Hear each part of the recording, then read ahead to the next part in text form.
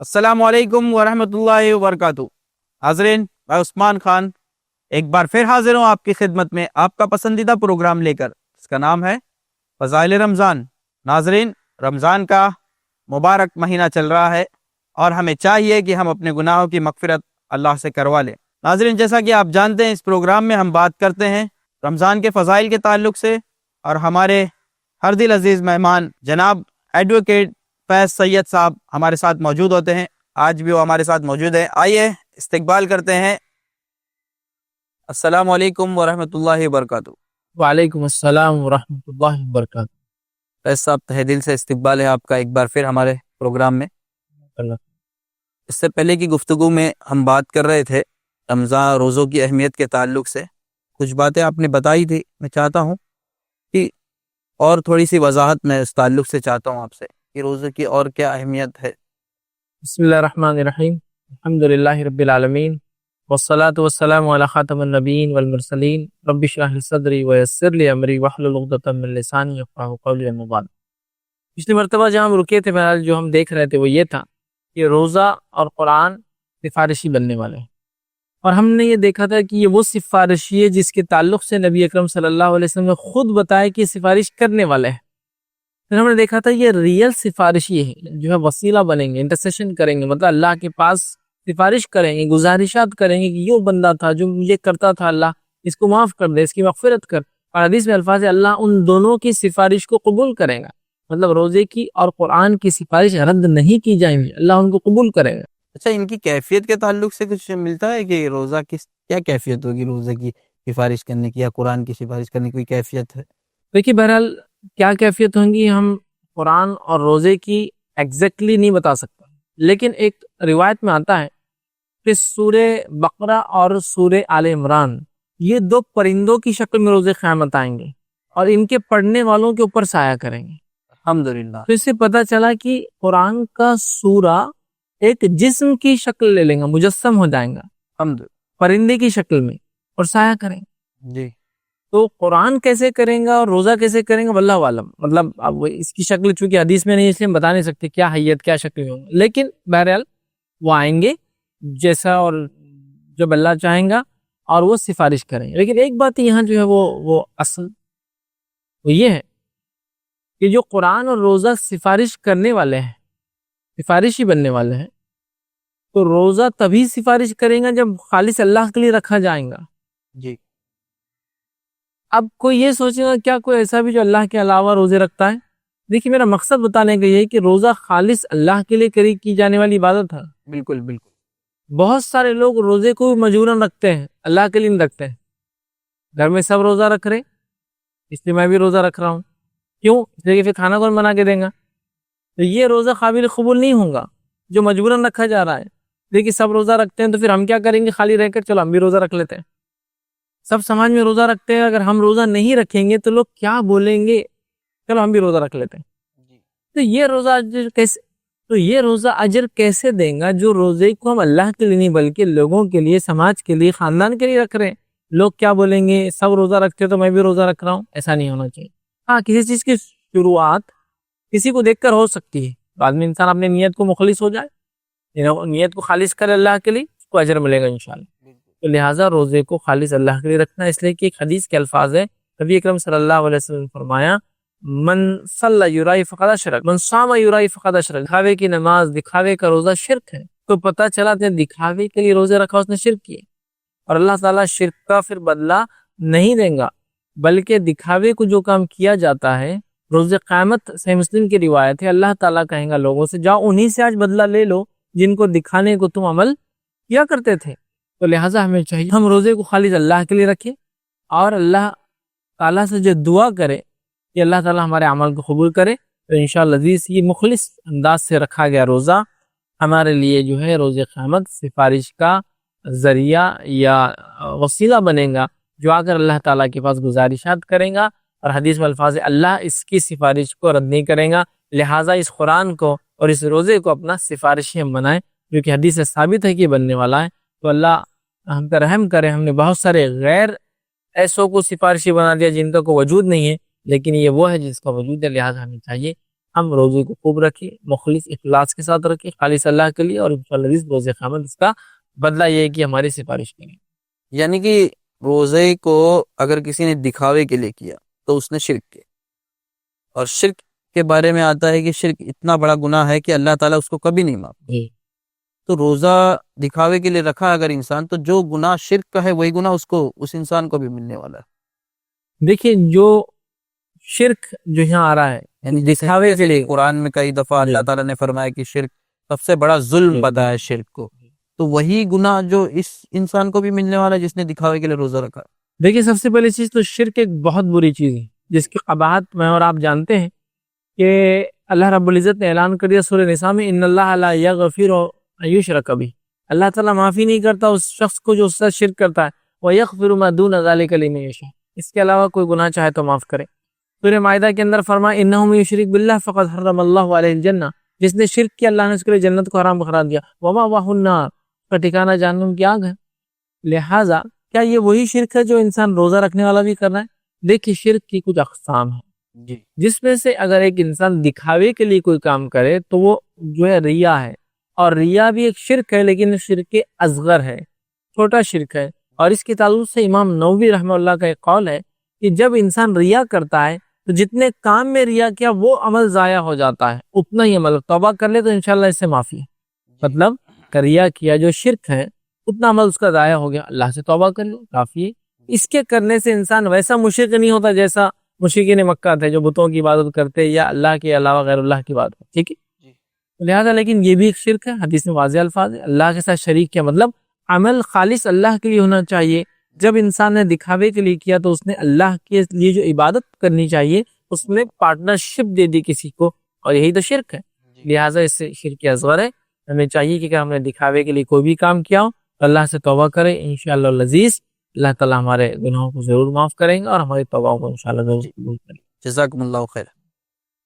کوئی انسان روزہ رکھتا ہے لیکن نمازیں نہیں پڑھ رہا ہے اور دوسری عبادتیں نہیں کر رہا ہے، قرآن کی تلاوت نہیں کر رہا ہے، تراویح جیسی ایک عبادت ہے جو رمضان کے اندر خاص ہے تو وہ نہیں کر رہا ہے، ان ساری چیزوں کو، روز رمضان آیا روزے رکھ لیے اس نے حسب معمول، رمضان آیا ہے ایک معمول کے حساب سے روزے رکھ لیے اور ہو گئے، لیکن بس، اور دوسری عبادتوں میں کوئی فرق نہیں آیا، تو ایسے انسان کے لیے کیا؟ دیکھیے جو حدیث میں جو الفاظ ہیں کہ روزہ قیامت دن سفارش کریں گے، تو جو آپ سوال کر رہے ہیں کیا آدمی نماز نہ پڑھے، معمول جیسی زندگی ویسے چلایا لیکن رمضان آتے روزے رکھ لیا اس نیت سے کہ روزہ سفارشی بنے گا، جی میری سفارش کریں گا، تو کیا یہ درست ہے؟ دیکھیے اصل چیز جو سب سے اہم ہے وہ ہے توحید، بالکل، توحید کے بعد دوسری چیز جو ہے وہ نماز، پھر روزہ ہے۔ تو کوئی انسان اگر توحید برابر نہ ہو، نماز قائم کرنے والا نہ ہو، تو کیا صرف رمضان کے روزے اس کو اجر دیں گے؟ اور کیا روزہ سفارش کر دیں گا اس کو جس کی توحید برابر نہیں ہے، نماز نہیں پڑھتا تھا، یا رمضان میں روزے تو رکھ رہا ہے لیکن نماز کے وقت سوتے پڑا ہے، یا لوگ کہہ رہا نماز کو جو بھائی میری سفارش تو ہوگی، روزہ تو کمپلیٹ رکھ رہا ہوں میں، بس یہ میرے لیے کافی ہے، تو کیا یہ صحیح ہوگا؟ تو یہ بالکل غلط، یاد رکھیے بالکل غلط سوچ ہے، بالکل غلط عقیدہ ہے کہ کوئی انسان صرف روزہ رکھے اور کہ حدیث میں تو نے سفارش کریں گا تو میں چلا جاؤں گا جنت میں، نہیں بھائی ایسا نہیں ہے۔ اسلام میں چیزوں کی ترتیب ہے، سب سے پہلے وہ توحید پرست ہو، جی، تو نماز روزہ زکوٰۃ حج بھی قبول ہے، اس کے بعد نماز قائم کرنے والا ہو، اس لیے کہ نماز دوسری وہ عبادت ہے جو انکنڈیشنل ہے، وہ انسان بے ہوش ہو جائے یا اپنے عقل سے باہر ہو جائے، انکنڈیشنل ہے۔ اس کے بعد تیسری چیز صرف روزہ ہے، روزہ کنڈیشنل ہے لیکن صحت ہو، مسافر نہ ہو، ساری چیزیں بہرحال، لیکن تب اجر دیں گا روزہ جب یہ کام ہو۔ تو لہٰذا اگر کوئی انسان نماز نہ پڑھے اور صرف روزہ رکھے اور کہے حدیث میں نہ روزہ سفارش کریں گا، اور توحید پر نہ ہو، مشرک شرک کرے، مسلمان نام کو لے کے شرک کرتا ہے اور یہ کہہ رہے دیکھو اور حدیث میں تو ہے نا کہ روزہ سفارش کریں گا، تو پھر ایسے لوگوں کے لیے روزہ کوئی سفارش نہیں کریں گا اور کوئی اس کی سفارش نہ ہوں گی، نہ کام آئیں گی، یاد رکھیں۔ تو یہ چیز ہمیں سمجھنا ہے، جیسا کہ حدیث میں آتا ہے کوئی نفل عمل کرنے سے اللہ تعالیٰ یہ اجر دیتا ہے، تو کیا اس کا مطلب یہ جیسا کہ حدیث میں آتا ہے سب سے افضل نفل عمل وہ تہجد کی نماز ہے، جی، تو کوئی انسان اگر پانچوں نماز نہ پڑھے فرض اور تہجد پڑھے تو کیا اس کو اجر ملے گا؟ نہیں ملے گا، چونکہ جب تک اللہ نفل کو قبول نہیں کرے جب تک انسان فرض نہیں کرتا ہوں، جی، لہٰذا یہ بھی اسی معنی میں ہے کہ توحید پرست ہو، نماز قائم کرنے والا ہو، تو پھر روزہ بھی انشاءاللہ ثواب بھی دیں گا اور سفارش بھی کریں گے، اور وہ روزہ جو خالص اللہ کے لیے رکھا جائے سنت رسول صلی اللہ علیہ وسلم کے مطابق، تو انشاءاللہ یہ اجر۔ جی جزاکم اللہ خیر۔ روزوں کا اجر کتنا ملتا ہے؟ کوئی مقدار، کوئی کوانٹٹی اللہ کے رسول صلی اللہ علیہ وسلم بتائیے۔ اب دیکھیے روزہ اس کا کیا اجر ملتا ہے، یہ رمضان کے فضائل پہ ہم بات کر رہے ہیں، اور روزہ یہ سب سے بڑی فضیلت ہے رمضان میں، اس کا کیا اجر ملتا ہوں گا؟ آئیے ہم حدیث میں دیکھتے ہیں کہ روزے کا کیا اجر انسان کو جو ہے ملتا ہے، یا کیا اجر انسان کو روزے کا دیا جائے گا، یا روزے دار کو کیا اجر ملے گا۔ دیکھیے حدیث کے الفاظ اس طرح سے کہ روزے کا کیا اجر ملے گا ایک انسان کو، اور یہ صحیح مسلم کی روایت ہے۔ ابو ہریرہ رضی اللہ عنہ حدیث کے راوی فرماتے اور کہتے ہیں رسول اللہ صلی اللہ علیہ وسلم فرمایا، اللہ عز و جل فرماتا ہے، اللہ عز و جل فرماتا ہے، جب حدیث کے اندر ایسے الفاظ آئے کہ اللہ عز و جل فرماتا ہے، تمہارا رب تم سے فرماتا ہے، یہ حدیث قدسی ہوتی ہے۔ حدیث قدسی یہ وہ حدیث ہوتی ہے جس کو رسول اکرم صلی اللہ علیہ وسلم سیدھا اللہ سے روایت کرتے ہیں۔ یہاں دیکھیے فرمایا، اللہ عز و جل فرماتا ہے کہ ابن آدم کا ہر عمل اس کے لیے سوائے روزے کے، ابن آدم کا ہر عمل اس کے لیے سوائے روزے کے، فَإِنَّهُ لِي، اس لیے کہ روزہ وہ میرے لیے رکھتا ہے، وَأَنَا أَجْزِي بِهِ، بالکل، اور روزے کا اجر میں اسے دینے والا ہوں۔ اب دیکھیے ایک انسان نماز پڑھ رہا ہے، ٹھیک ہے، تو کبھی ہوتا ہے یہ لوگوں کو دیکھ کر نماز پڑھتا ہے، یہ نماز نہیں پڑھیں گا تو لوگوں کو پتہ چل جائے گا نماز نہیں پڑھتا ہے، نماز پڑھ لیتا ہے، یہ کسی کے ڈر سے پڑھ رہا ہے، ڈر سے پڑھ لیتا ہے، ٹھیک ہے۔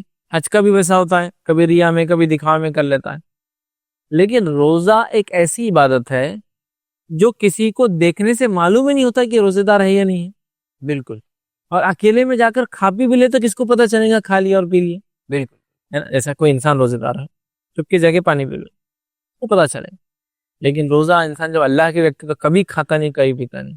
روزہ ایک ایسی عبادت ہے اس کے بارے میں اللہ فرماتا ہے کہ ابن آدم کا ہر عمل اس کے لیے ہے، الا الصیام، سوائے روزے کے، فَإِنَّهُ لِي، روزہ میرے لیے، وَأَنَا أَجْزِي بِهِ، اور روزے کا اجر میں دینے والا ہوں، ٹھیک۔ اب اللہ کہہ رہا ہے روزے کا اجر اللہ دینے والا ہے، تو کتنا ملے گا؟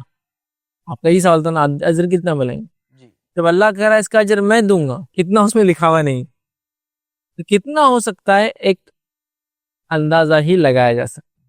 ایک مثال دے کے بات سمجھاتا ہوں، میرے شہر کا، میرے محلے کا ایک سب سے مالدار انسان مجھ سے کہتا ہے تم اگر میرا فلاں کام کر دو تو میں کچھ دوں گا کا بدلہ، تو آپ اس کے اسٹیٹس کے حساب سے امید کرتے ہیں کہ وہ کیا دیں گا آپ، اور وہ بھی جس کے بارے میں بہت مشہور ہو کہ یہ اتنا دیتا ہے وہ اتنا دیتا ہے، غریب کو بہت دیتا ہے۔ اس سے ہمارے شہر کا سب سے مالدار انسان کہے کہ میرا ایک کام کرو کچھ دوں گا، تو امیدیں بھی اس کے اسٹیٹس کے اعتبار سے لگ جاتی۔ جی بالکل۔ ہمارے ملک کا سب سے مالدار انسان کہے میرا ایک کام کر دو کچھ دوں گا، اس کے اسٹیٹس کے مطابق ہماری امیدیں بڑھ جاتی ہیں۔ دنیا کا سب سے مالدار انسان کہے کہ میں تمہیں کچھ دوں گا، امیدیں اس کے مطابق ہوتی ہیں۔ یہاں اللہ کہہ رہا ہے کہ روزہ میرے لیے ہے، میں اس کا اجر دوں گا، کتنا؟ میں سمجھتا ہوں کم از کم یہ درجے میں تو ہو سکتا ہے کہ اللہ انشاءاللہ ہماری مغفرت کر دے اس کے بدلے۔ بالکل، اجر کی جب بات ہو رہی ہے تو اجر تو جنت میں ہی ہے نا، بالکل، سب سے چھوٹی جنت بھی ہو سکتا ہے اس کا اجر۔ ایک انسان جو بہت ہی گناہ گار تھا روزہ، یہ بھی ہو سکتا ہے، تو بہرحال کتنا ہوگا ہم اندازہ نہیں لگا سکتے، لیکن یہ امید کرتے اجر ہے، بدلہ ہے، تو کچھ نہ کچھ بدلہ ملنے کے لیے جنت چاہیے، تو اس میں جنت تو انشاءاللہ مغفرت تو ہو جائیں گی، گناہ تو معاف کریں، تو روزے کا اجر اللہ دینے والا۔ روزہ چونکہ اللہ فرما رہا میرے لیے، اس کا اجر میں دوں گا، لیکن روزے کا اجر جو بے حساب ہے، لا تعداد ہے، انکاؤنٹیبل ہے، وہ کب ملیں گا؟ کنڈیشنل ہے وہ، روزہ میرے لیے میں اس کا اجر دوں گا، حدیث آگے چل رہی ہے، اس سے کچھ کنڈیشن ہے، لیکن لوازمات ہیں، تب اجر ملے گا۔ کیا کیا کنڈیشن ہے سنیے، پھر آپ نے فرمایا اجر دوں گا، اور روزہ ڈھال ہے آگ سے، روزہ رکھنے سے انسان جہنم کی آگ اپنے لیے آڑ بنا، مطلب روزے کو جہنم کی آگ کے خلاف آڑ بناتا ہے۔ ڈھال ہوتا ہے، جیسا جنگ میں انسان گیا تلوار کے وار سے بچنے ڈھال استعمال کرتا جی، تو روزہ ڈھال ہے آگ سے، الحمدللہ، آگ سے بچنا ہے تو روزہ رکھنے والا بچ جائے گا، الحمدللہ۔ آگے دیکھیے کیا فرما اللہ نے، ڈھال ہے لہٰذا جس روز تم میں سے کوئی روزہ رکھے تو وہ فحش گوئی نہ کرے، روزے کا ثواب کنڈیشنل ہے. لہذا تم میں سے جب کوئی روزہ ڈالے آنکھ سے، لہذا جب تم میں سے کوئی شخص روزہ ہو تو فحش گوئی نہ کرے. ٹھیک ہے، فحش گوئی سمجھ رہا، گندی باتیں نہ کرے، فالتو باتیں نہ کرے، ٹھیک ہے، اوچھی باتیں نہ کرے، فحش گوئی نہ کرے، بیہودہ کلامی نہ کرے، بدتمیزی جس کو کہیں گے، گالی گلوچ ہو گیا. ہاں، بیہودہ کلامی نہ کرے. اور اگر کوئی دوسرا گالی گلوچ کرے، نہ فحش بات، گندی بات، نہ بد کلامی ہو رہی ہے، اور کوئی دوسرا گالی گلوچ کرے، ٹھیک ہے، آپ تو نہیں، دوسرا کر رہا آپ کے ساتھ، اور لڑائی کرے، تو وہ جو ہے اس سے نہ لڑے، اور اتنا کہہ دے کہ میں روزے سے. روزے کا اجر بے حساب ہے. روزہ آنکھ سے ڈھال ہے. کب؟ بیہودہ باتیں نہ کرے روزے کی حالت میں، ٹھیک ہے، بد کلامی نہ کرے روزے کی حالت میں، مطلب فحش باتیں نہ کرے، بیہودہ باتیں نہ کرے. کوئی گالی گلوچ کرے یا لڑے تو اشارے سے کہہ دے یا منہ سے کہہ دے میں روزے سے ہوں، یہ کام نہیں کر سکتا ہوں. پھر آگے فرما کہا اس ذات کی قسم جس کی ہاتھ میں محمد صلی اللہ علیہ وسلم کی جان ہے، روزے دار کی منہ کی ہوا اللہ تعالیٰ کو روز قیامت مشک سے زیادہ پسندیدہ ہوں گی. ہم روزے دار جب بھوکا رہتا ہے نا اور پیٹ خالی ہوتا ہے تو جو سانس آتی ہو جاتی ہے اس میں ایک قسم کی بو ہو جاتی ہے. روزے دار کی منہ کی ہوا کہ جو اللہ کو روز قیامت مشک سے زیادہ پسندیدہ ہوں گی. روزے دار کے لیے دو خوشیاں ہیں جو وہ پاتا ہے. ایک خوشی روزہ کھولنے کی ہوتی ہے کہ روزہ رکھ لے اجر ملے گا، اور دوسری خوشی جب ملیں گی جب اپنے رب سے ملیں گا اور روزے کے بدلے اللہ تعالیٰ اس کو انعام دیں گا. روزے دار کو دو خوشیاں ہیں، ایک وہ جب روزہ کھولتا ہے، اور ایک وہ جب وہ اللہ سے ملیں گا اور روزے کا اجر پائیں گا تو خوش ہو اٹھے گا. الحمدللہ. تو آپ دیکھ رہے ہیں روزے کا کیا اجر ہے؟ بے حساب، انکاؤنٹیبل اس کا اجر ملیں گا.